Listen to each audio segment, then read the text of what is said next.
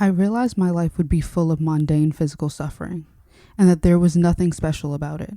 Suffering wouldn't make me special, and pretending not to suffer wouldn't make me special. Talking about it, or even writing about it, would not transform my suffering into something useful. Nothing would. Sally Rooney is an incredible writer. She has such a sense of sureness in her writing. There is something so incredible about the way in which she's able to craft a character, to really draw someone in to the world in which her characters exist. They feel so human, they feel so raw, all of the emotions are so palatable. All of her dialogue feels so effortless and so real. And although it's just stories about people existing, there's something still gripping and entertaining and beautiful about the way in which she's able to craft a story. However, there is a glaring issue that I found in pretty much all 4 of her books that I read. And that issue is what has prompted me to make this video. Hearing so many people talk about how incredible her writing is and all that she's doing for my generation. Yes, however, this one glaring and really concerning almost thing that is existing in all of her works is making it hard for me to truly say that everything about her work is incredible. So let's take her first book, Conversations with Friends. In Conversations with Friends, we're following a 21-year-old poet who's also a college student named Frances. And she gets invited to this couple's house to do this interview situation. In this, she ends up having a relationship with the husband of this couple. The issue with that, however, is that this man is, checks notes, 32 years old. I don't want to say that I'm someone that is completely against age gaps, because maybe not fully. However, this age gap is concerning, and it's concerning for a couple of reasons. Frances is written like a 21-year-old. So she's kind of unlearned. She's kind of not that smart. And not saying every 21-year-old is stupid, right? Because that's untrue. But you can tell that she doesn't have a fully developed frontal lobe. And it's quite obvious in the way in which she's written, which aids in the fact that the writing is spectacular to be able to encapsulate how a 21-year-old behaves so accurately. But the issue that brings us is her then being very obviously only 21 years old and in a relationship with a grown ass man. And I want to kind of give, just for this one, these characters a tad bit of leeway here. Although I think it is very questionable for this 32-year-old character to want to be with this 21-year-old, I can kind of understand why that's happening. Our 32-year-old character, his name is Nick, and he has suffered from really bad depression for a decent chunk of his marriage.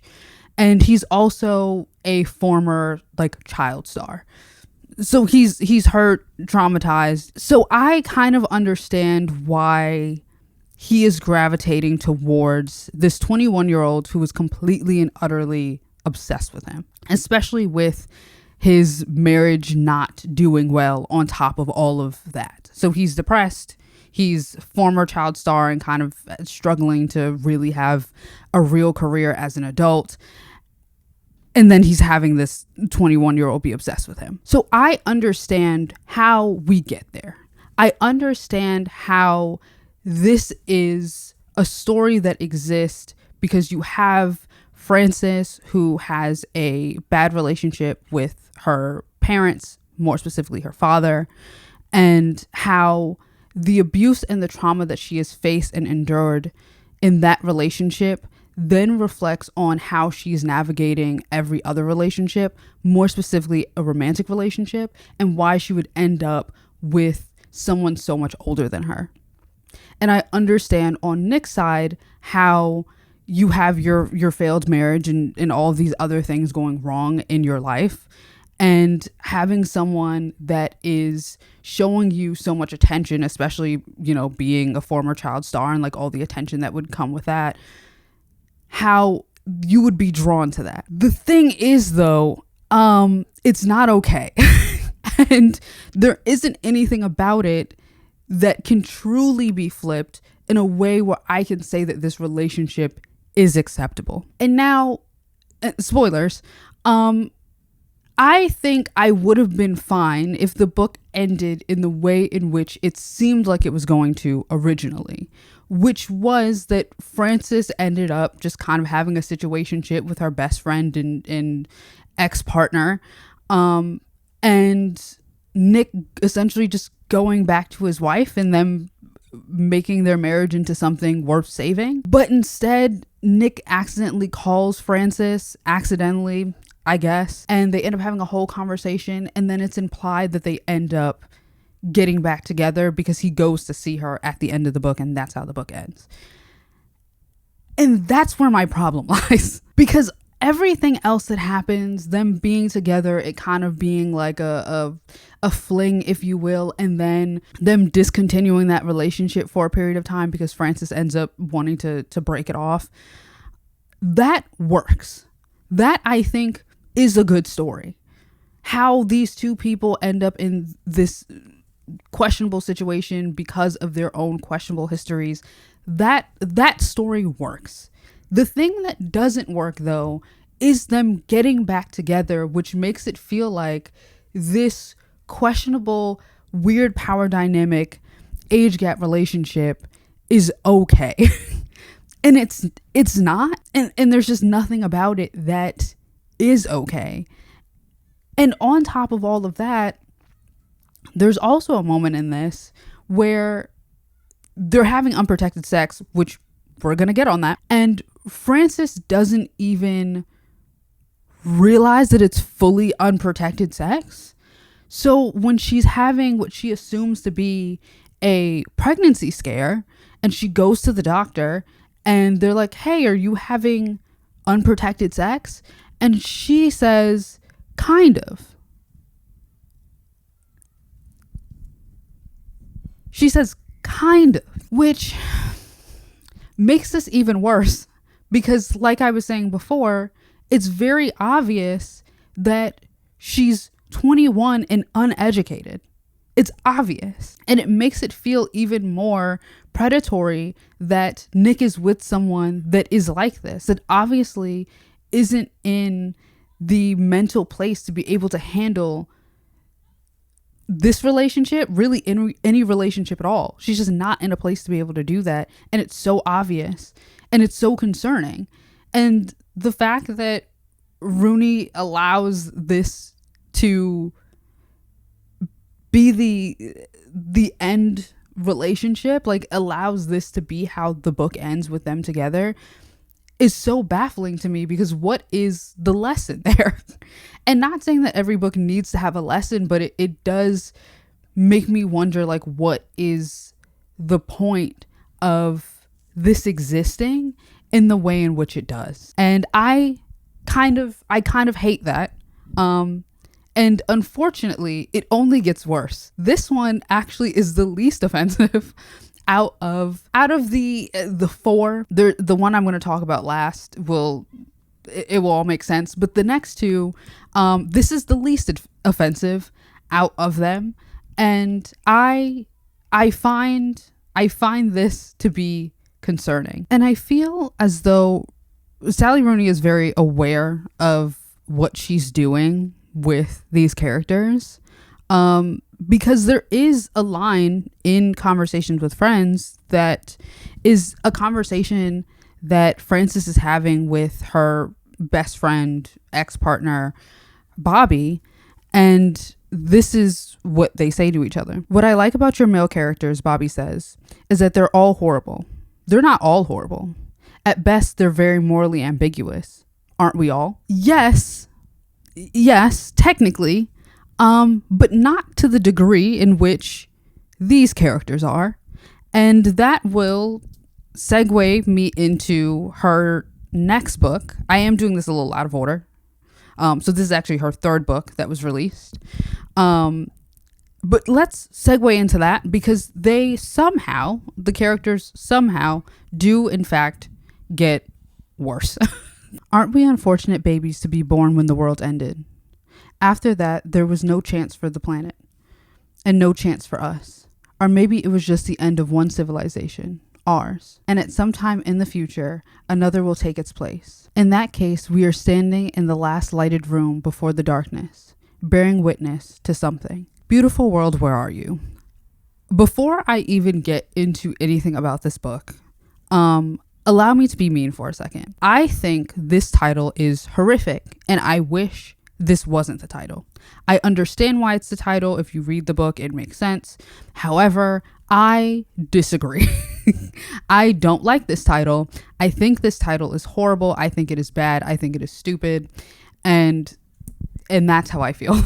That's how I feel about that. In this book, we are following 4 characters, similarly to Conversation with Friends, but in this scenario, it's all the characters play a bit more of a pivotal role than the 4 characters in Conversation with Friends, where it was mainly centered around Frances and her relationship to the other 3 characters.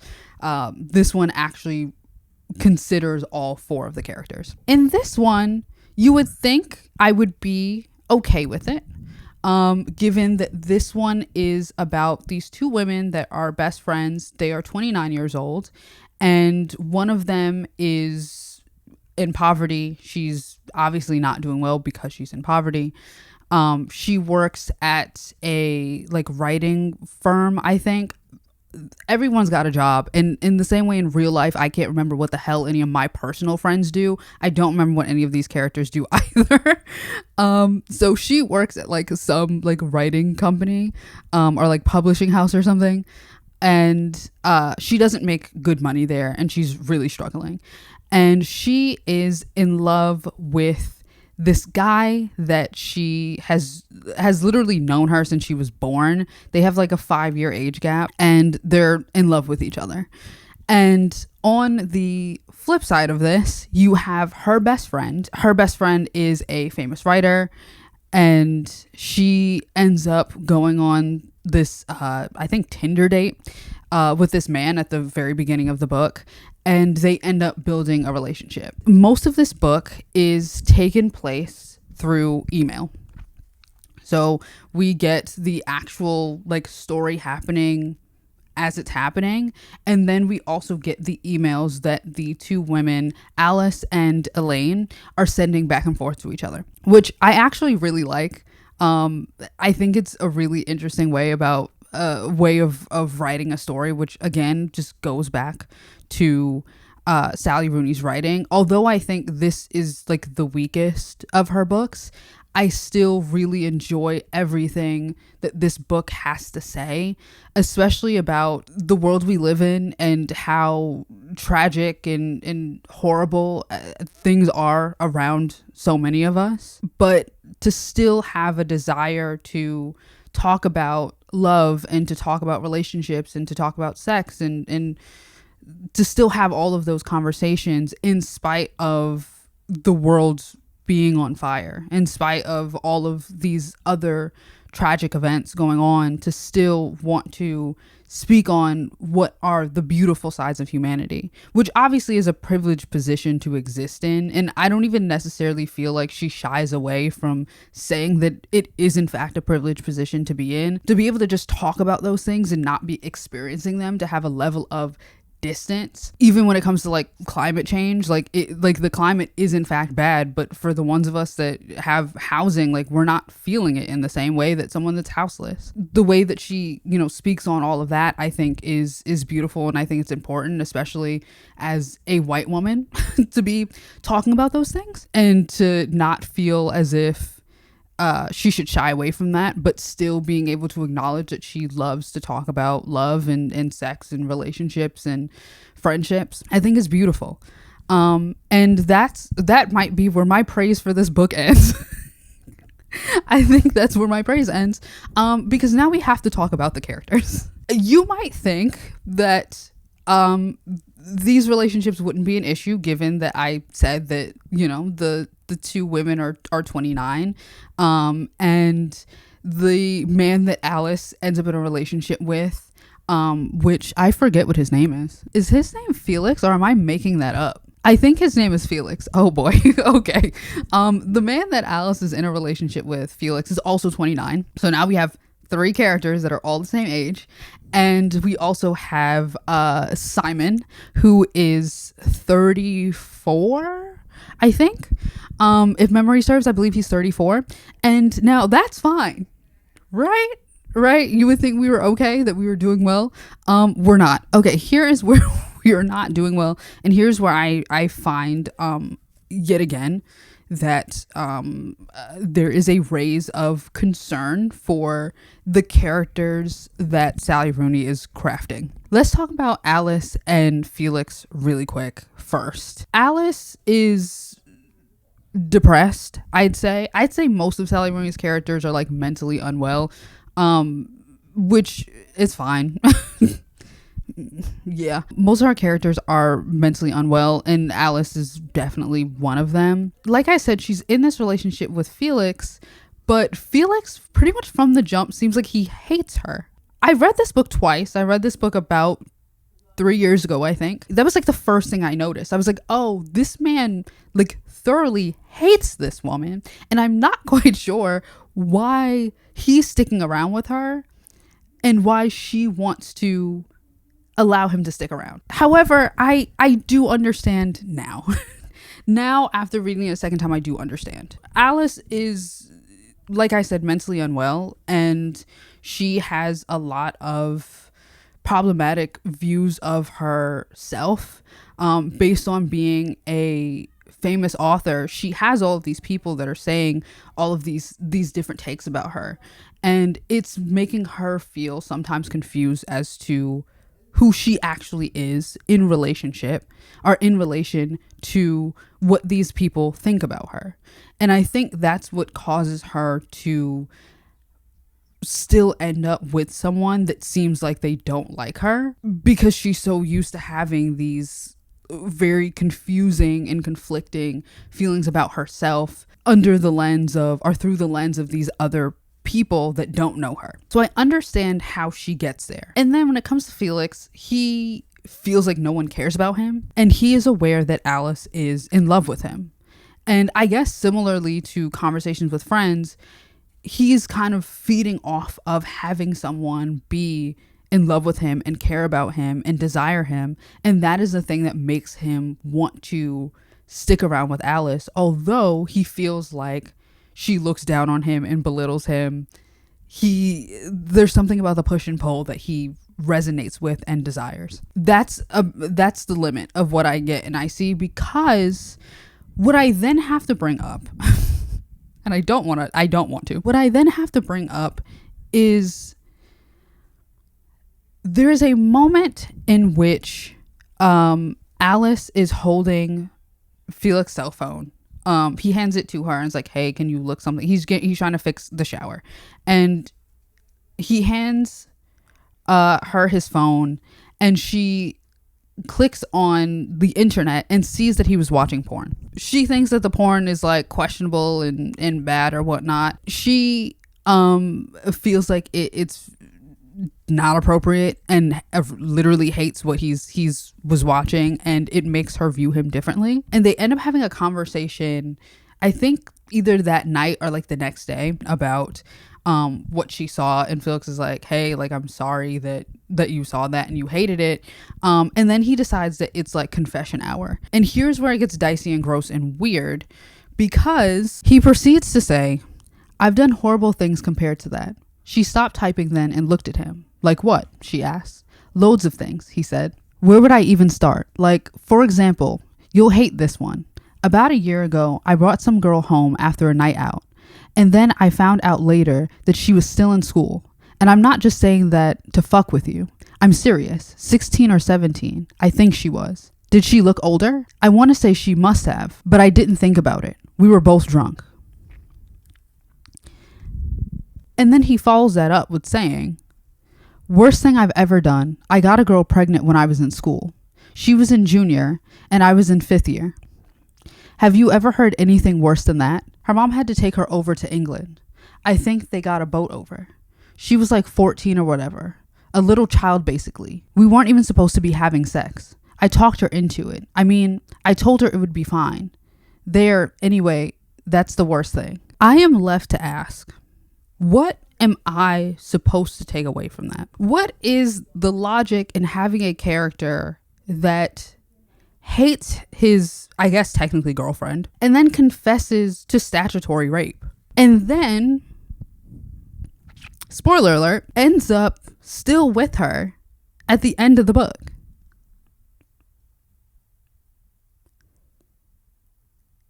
Am I supposed to feel as if this is supposed to be representative of our need to forgive people? That no matter how heinous what someone has done is, that I should still be okay with it, that I shouldn't draw a line anywhere, that I shouldn't think that these characters should draw a line anywhere? Because right after they have this conversation, they proceed to have sex. After that, when Alice is writing her letter to Elaine, that is not her name. That is not her name. Whoa. It's definitely Eileen, isn't it? It is.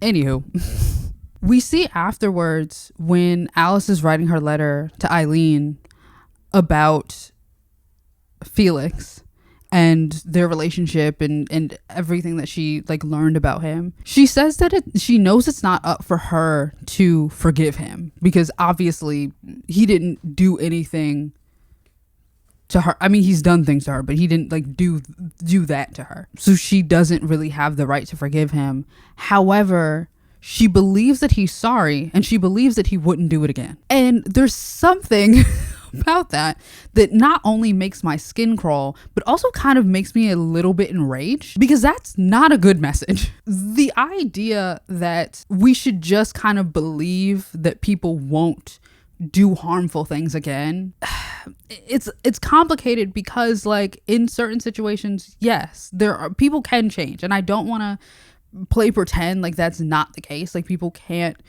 become better and realize that they've done something problematic. And I also do want to take into account that, at least for the pregnancy one, he was really young. I don't want to like fault the character too much for something that he did at what did he say, like 16. I don't want to like say too much on that. However, it does get a little scary, because who's to say that someone won't? Here's where I can't help but be empathetic, but I also am just like, I don't think that should necessarily be a takeaway message in a book where it is unclear if this is true. I guess that's what I want to say. It just concerns me to have this type of message out in a book, especially considering the audience, because I feel like Sally Rooney also has a younger audience, and I say younger loosely. I kind of mean like early 20s. I feel like she kind of has an audience in like that age range. Like, I don't think there's as many people that are in like their late 20s like me that are reading her books, but like maybe, I don't know. But regardless, there's something about that just I find really, really unsettling, that I'm supposed to have just read him doing a crime. This character's like, but I just think that he's grown and he's changed, and like I should forgive him. And it just kind of stresses me out. And it only gets worse because now we're going to talk about Eileen and Simon. So like I had said before, Eileen and Simon have known each other since they were children. And it was very obvious that Eileen liked Simon. And although I try to convince myself throughout reading the book that, Simon didn't like her when they were children, when there was that 5-year age gap that actually did matter back then, because the 5-year age gap would obviously feel a lot more prominent than it does with them both being adults. It's like, no, they didn't. There wasn't anything going on with them. Like Simon he was just nice to her, and that's why she was into him, and that makes sense. Given that Eileen was kind of, the outcast and people didn't really like her. And then you have this like really attractive boy that is showing interest in you or like just cares when you speak.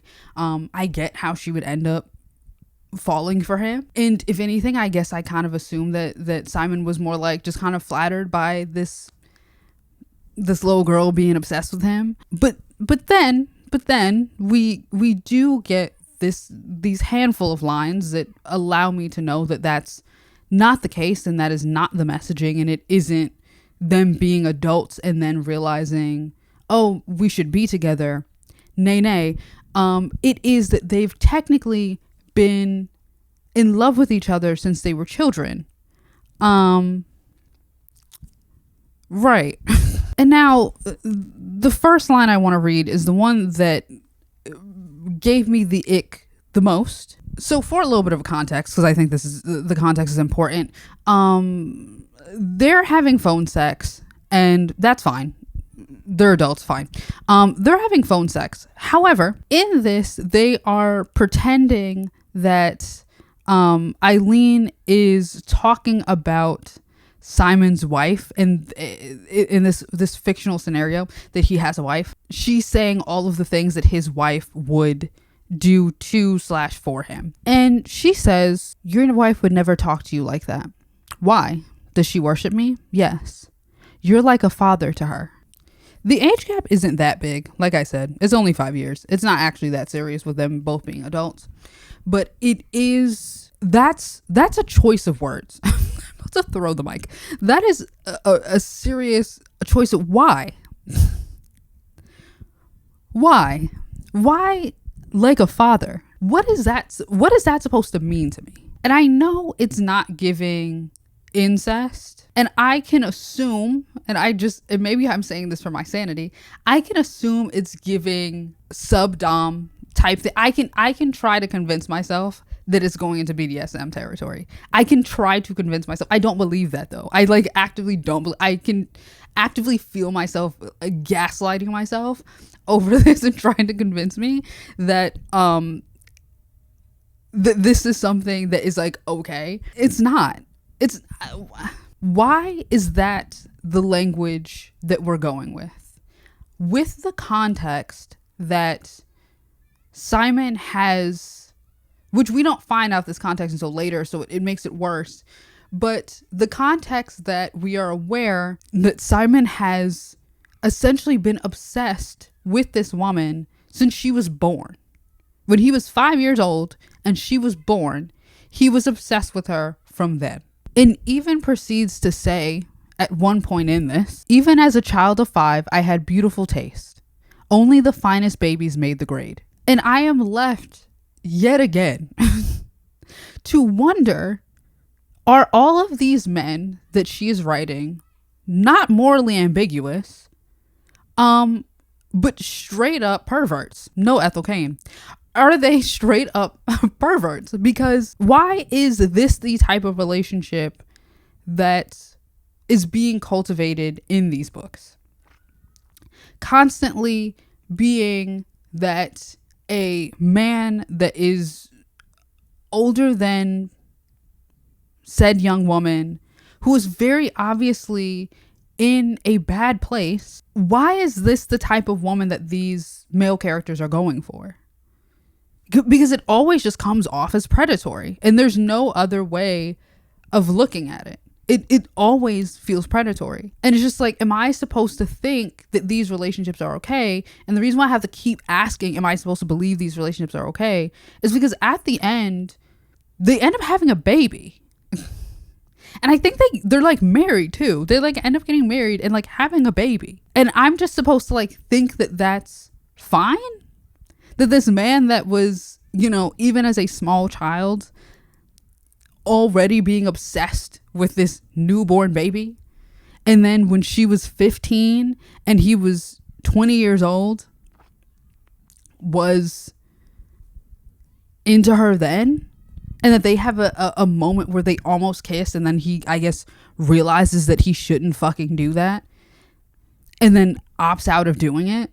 But it's very obvious that there's tension there, and that he shouldn't have, even as a 20-year-old, allowed there to be any sort of a tension between him and a child.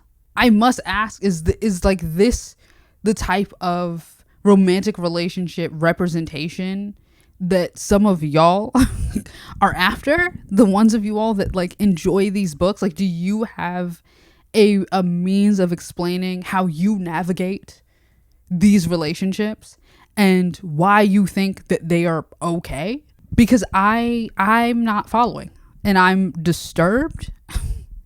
I am greatly, greatly disturbed. And this one, I think, might have been, I'd say this one's the worst.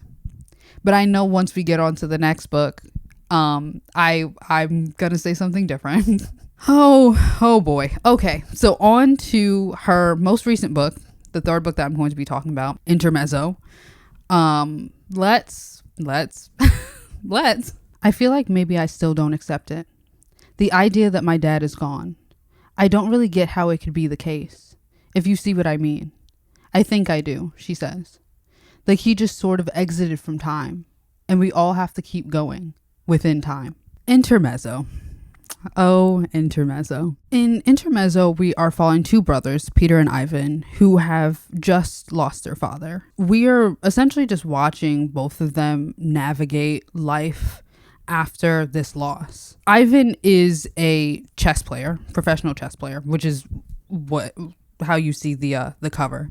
Ivan's a professional chess player, and Peter is what would be a lawyer in America. Ivan ends up meeting this woman named Margaret, who is, again, significantly older than him. Margaret's 36. Ivan is 22.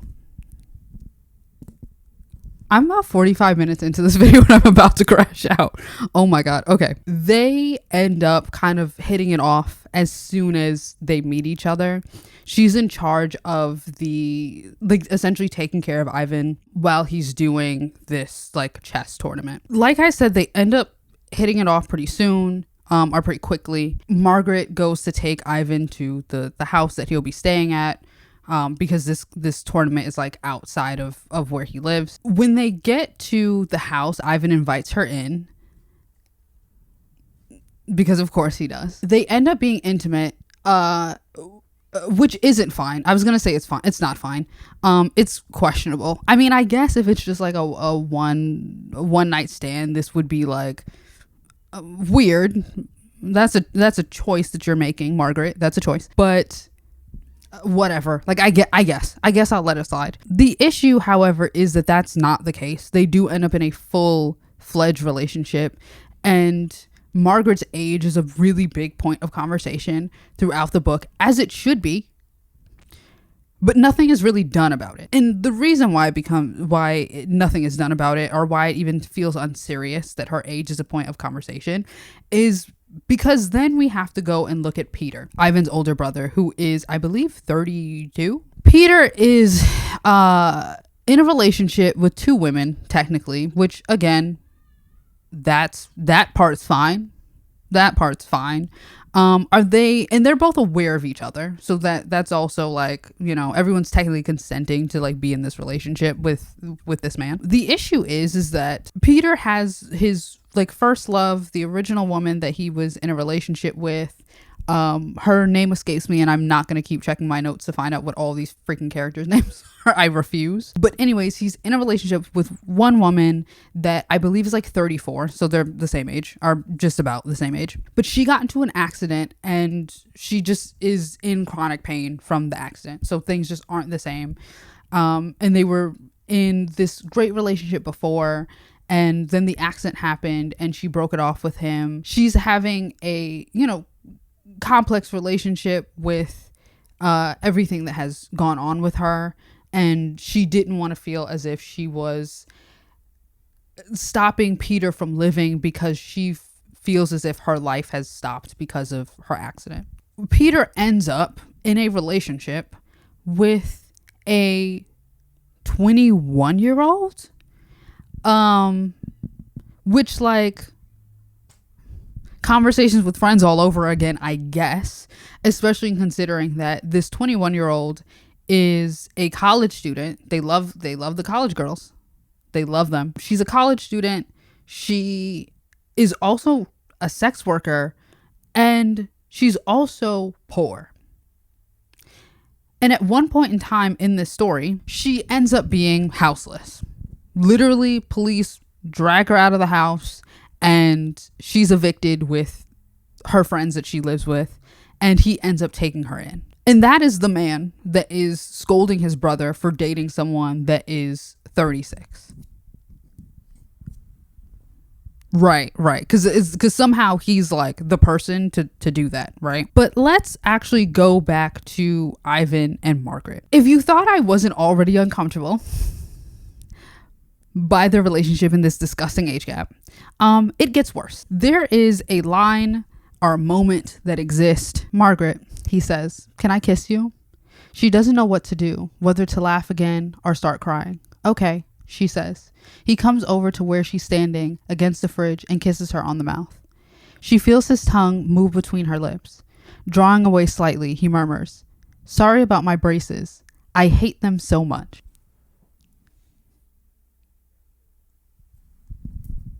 Because him being 21 wasn't enough.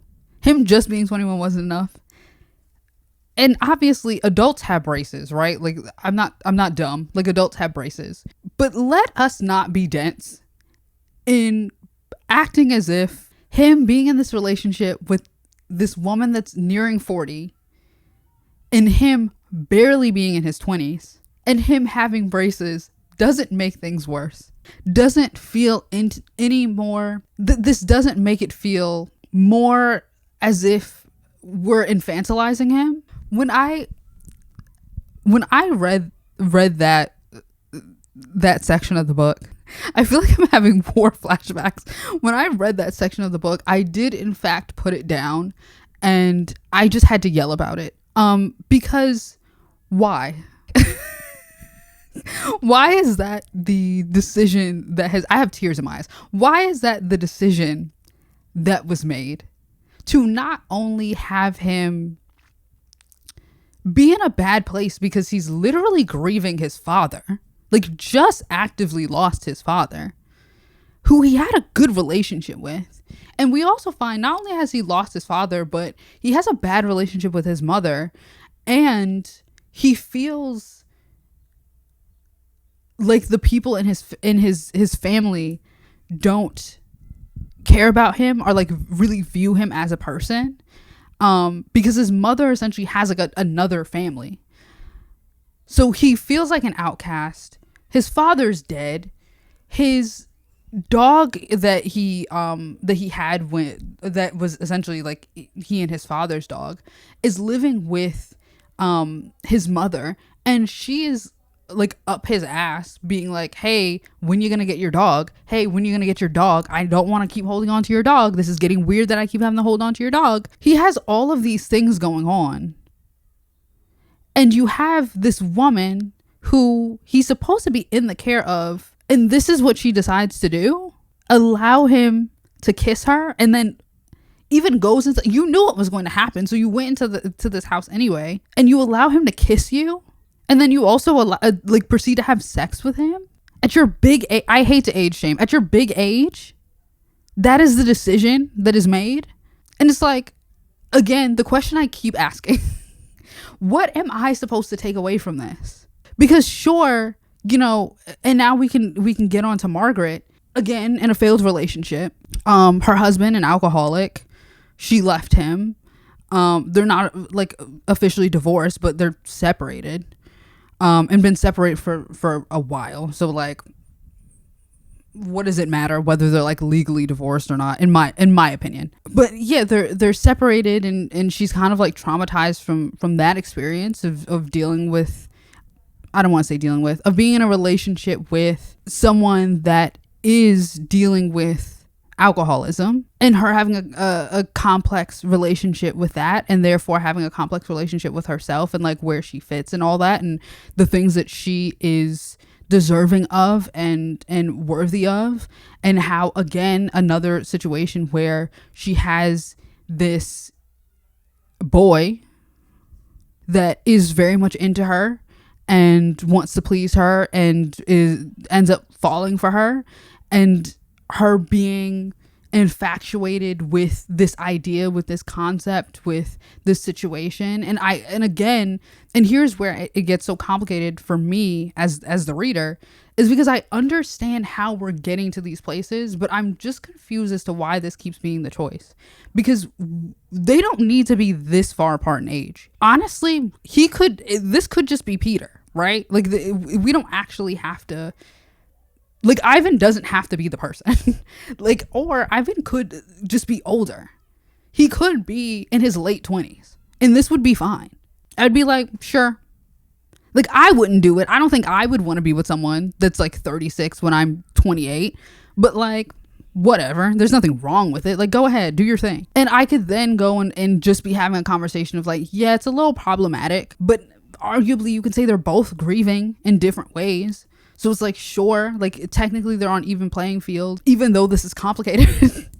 But it is just such a strange choice to make him so young. And I just don't understand what that truly adds to the story or adds to his character, where it feels like it's worth it, or it makes sense, or it's beneficial to the plot or the characters in any way. It just really feels as if we're just being okay with these age gap relationships and trying to pretend as if this is even, as if there isn't a weird power dynamic happening, as if this isn't strange. And I think the thing about this one that gets me even more is how often these age gaps are acknowledged as fucking weird. So it's like, it's not even like with conversations with friends where I'm supposed to just accept that this is okay. That, you know, we're kind of talking about it a little bit, but it's not kind of being like crammed down my throat of like, yeah, just so you know, this is kind of a weird age gap. Yeah, the age gap's kind of weird. Like, it's not doing that with conversation with friends, but this one is. And I'm just like, okay, so you think it's weird too, Sally Rooney. So why? What is the point? Finally, she says out loud, when I was your age, Ivan, I was still very young. I don't know if it would have been a good idea for me to get involved with someone so much older than I was, especially if that person had been married before, and we were seeing each other in secret. I'm only speaking hypothetically, but I think I might look back on it and feel that this person had taken advantage of me. I think you're going to meet a nice girl your own age, she said, some beautiful 19-year-old, and she'll be able to play chess with you. He started laughing at that. He says, I was about to say 19 seems a little young for me, but maybe that wouldn't be tactful. So it's like, we're aware, right? You, dear watcher, me, the dear reader, Sally Rooney, the dear author, we are all aware that this is weird and disturbing, right? The characters also aware that this is weird and disturbing. Using the language, when I was your age, I was very young. First off, that's crazy sentence. First off, that's a crazy sentence. But it's like, okay, we're acknowledging the fact that this is strange and that it does feel like she's taking advantage of him. And yet they end up staying together for the whole book. And at the end of it, Peter ends up accepting their relationship. And he ends up still being in a relationship with the two women he's in a relationship with, Sylvia and Naomi. Those are their names. He ends up still being in a relationship with both of them. And I'm not going to talk about his relationship with Sylvia too much because I don't think that matters really, because their relationship is rather normal. But we will be talking about him and Naomi because, like I said, Naomi is a 21-year-old college student that's done sex work and is also houseless, and he is the one that ends up taking her in to his home. And the thing about this that gets this feels like icky in a different way. Actually, I think this is so bad. This feels significantly worse in my opinion than even like Ivan and Margaret, because Margaret has some level of guilt, I feel, although it's not moving enough for her to like not be fucking a child with braces, but she's moved at least to some degree to be like, maybe I'm a little weird for this. Maybe I'm a little weird. Like, she does feel bad about it at least. Peter, on the other hand, doesn't. And the language that he uses, I find to be so concerning that I know I've called these other men perverts, but I almost want to call him a pedophile. And I know she's an adult, right? But the way he describes her, I find to be so disgusting that I'm leaning to be like, would he be with someone that's a child? Like, if given the opportunity, if she was younger, would he want to be, like, if she was 17, would he still be like, yeah? In the kitchen doorway, Naomi reappears, smaller now and bare feet, adolescent looking. No, she's a nice girl. It's not her fault. I just get off on messing with her head. I don't know why. I'm in love with someone else anyway. Once you meet your soulmate, there's no point in pretending, is there? Feeling of solace you get when she's near you. To live the right life. Naomi can't complain. She's well looked after. It's all good. We have fun together. Too much fun, if anything. Finding myself fantasizing sometime about getting her pregnant. How pretty she would look. And happy. Take her around town buying things for the nursery. Idea of running into people we know somehow erotic. Look at what I did to her, kind of thing. Also, let it be known, and I had mentioned this again at the beginning, talking about conversation with friends. No one's having protected sex. Nobody is. And I also don't know what that's about either. I don't know what type of, I would say it's a kink thing. Maybe we should start kink shaming again. Because why? Why are we also like having unprotected sex with strangers? Or people that like shouldn't be having children? Like, why are we doing that? The thing again about Peter is like, why are you describing her as adolescent looking? Why are you thinking about getting her pregnant as you doing something to her? What does that mean? What does that mean? The thing that I think frustrates me the most about this book, it's written so well. This book is written so well, and I think the way that it handles grief and the way that someone could behave because they're grieving, and the relationship that Ivan and Peter have to each other and how like toxic and problematic it is, I think is captured so well. And it's so upsetting to know that this book still exists in this place where you're watching these two, this boy and this man, having these very problematic relationships. And it's like, for what? Like, what is the plot gain? What do these characters gain from these relationships being what they are? And why couldn't this be slightly pivoted to not have to be, I don't know, perverse? Like, why can't it be something else? Because I'd say these are like, without these gross age gaps, these are like near perfect books. And that's so frustrating. To be someone that completely disagrees with this one aspect that ends up being such a big part of the book that taints the existence of the book. Like, I want to give all of these books at least 4 stars. Like, honestly. But I can't, because how do I justify all of this? How do I justify these questionable age gaps and these gross relationships and the way in which these characters even discuss these relationships? What am I supposed to do? As the reader, I feel desperate. What am I supposed to do? Anyways, I feel like I'm maxing out on my brain power because this video has stressed me out. Let's go on to her second book that she released, but it's going to be the last book that I talk about, and that's Normal People. He knew then that the secret for which he had sacrificed his own happiness and the happiness of another person had been trivial all along and worthless. He and Marianne could have walked down the school corridor hand in hand, and with what consequence? Nothing really. No one cared. Normal People is an interesting one, especially in comparison to these other three.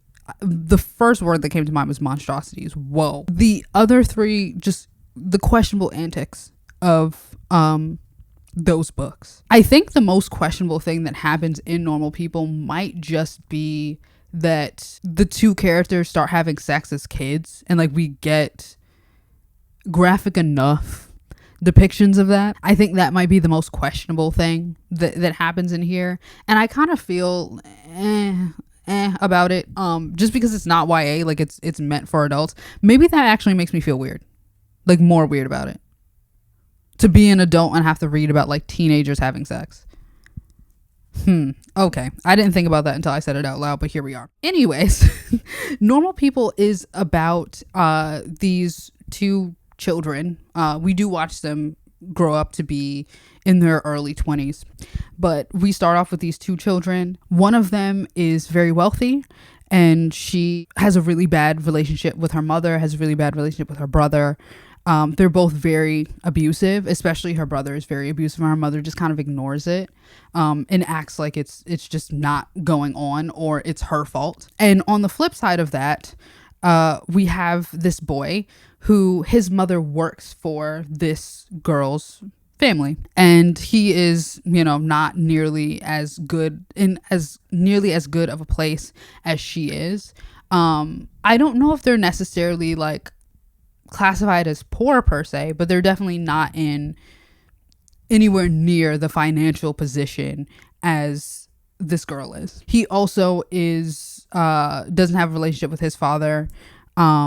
I forget what exactly like happens to his father, but he doesn't have a relationship with his father, and he lives with his mother, and his mother obviously is a single mother, and also she had him as a teenager. So these two kids the boy ends up coming over to come and like pick up his mom because she doesn't drive and he does, and the two of them end up conversing, and eventually they end up building a relationship, and they end up sleeping together, and they end up coming back to each other throughout their lives.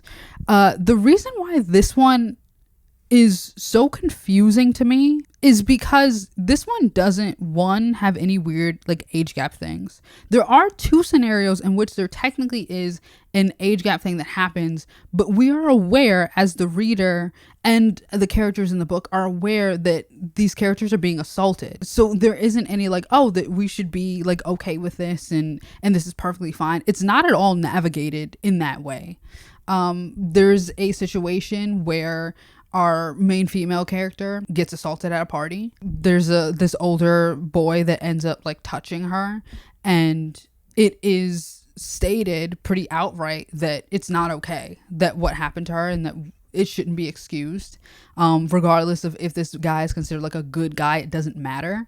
What he did was like fucked up. When it comes to the male main character, he has a teacher that has a crush on him and is very obvious about it, and he kind of strays away from discussing it, and because the boys in his class think that it's like, oh no, this is fun, and like she likes you so much, and like you should do something about it, and this, that, or the third, the way that like some kids are. But he's very like uncomfortable about it and like says he's uncomfortable. And there's a situation where they're both at a party, I believe, and she comes on to him, and he like rejects it wholeheartedly, and it's understood that like, yeah, he was assaulted, and that was like a fucked up thing that happened to him, which feels like such a strong shift from her other books, because you would think, especially with this like teacher, that the thing would be that he would, once he was an adult, he would end up like having a thing with her, just based on the trajectory of like the rest of her, like where we end up with, you know, Beautiful World, Where Are You, and Intermezzo. You would think that's what would end up happening, or even the way Conversations with Friends existed. Like you would think that would be our course of action, but no, it ends in a completely like normal way. And if anything with this book, it's just kind of sad. I don't even necessarily have like a lot to say about it. It's just, it's really depressing. You're just kind of watching these two kids into young adults just end up falling for each other and then breaking apart, and falling for each other and breaking apart. And you watch our main female character just kind of get like abused just over and over and over again, and our main male character having a hard time existing and feeling comfortable with having any sort of positive thing happen in his life, any sort of positive relationships. We also watch him, again, like I said, so many of them have mental health issues. We witness him being actively very, very depressed, concerningly so, being very depressed. The whole thing is just kind of sad, just like watching both of them try to navigate existing both with and without each other, and what that entails, and their relationships with other people. But there isn't, I feel like, as much to chew on with this one as there is like the other books. And I say all that to say I think this is also still kind of one of the better ones, just because it's not doing this weird like age play situation. It exists as this really sad book, but it's not doing anything gross. It's somber the whole time. So I don't even really have much else to say about it. Oh, the one thing I guess that I will say, and this is my ending for this book, is unlike the other ones, this one has a more like ambiguous ending. I didn't particularly love the ending because I just wish that the main female character would like want better for herself, but I do understand why, based on all of the things that has happened to her, that she inevitably wouldn't see that for herself. But I did like the idea that this book ends where you can assume that they will end up getting back together because they keep, you know, coming back to each other. But it does kind of leave you with the possibility that they won't. That hopefully they will move on with their lives and be better, or if anything, they'll come back together as better people at some point and not always just kind of be down bad and distraught. But yeah, that's it for normal people. I think that if I'm gonna like recommend any of them, I'd actually say I'd only recommend her first two, in spite of like how questionable Conversations with Friends is. It was still written so well that I still gave it 4 stars, and I still really enjoyed it, even with, you know, all of my critiques of it. Yeah, that's all of Sally Rooney's books. I think, again, she's an incredible writer, and I think that she's doing such a good job at, you know, talking about heavy topics, about cultivating characters that feel real and well fleshed out. But there is this like glaring issue, and that is the relationships themselves and these age gaps and how they can come off quite abusive and problematic, and a lot of these characters feel not morally ambiguous, as I guess she believes that they are, but they feel like they need to be in jail. Yeah, a lot of them feel like they deserve jail time. But that's it for me. That is my Sally Rooney video. I hope you enjoyed it. Please like the video if you like the video. Leave a comment about what your thoughts are on Sally Rooney's work. If you personally have any explanation for any of this, I'd love to hear it if you do. Or if you could even recommend other like authors or books that kind of are written, I guess, similarly, but don't have these like weird and gross like age gap situations, that would be great. I'd love to read some of them because I do enjoy this type of literature. Subscribe, because this will be my first video on this channel, which is very exciting. So please subscribe if you would like to see more of me. You can follow me on Goodreads, on Storygraph, on Apple Music, and I think that's it. Okay, see ya. Bye.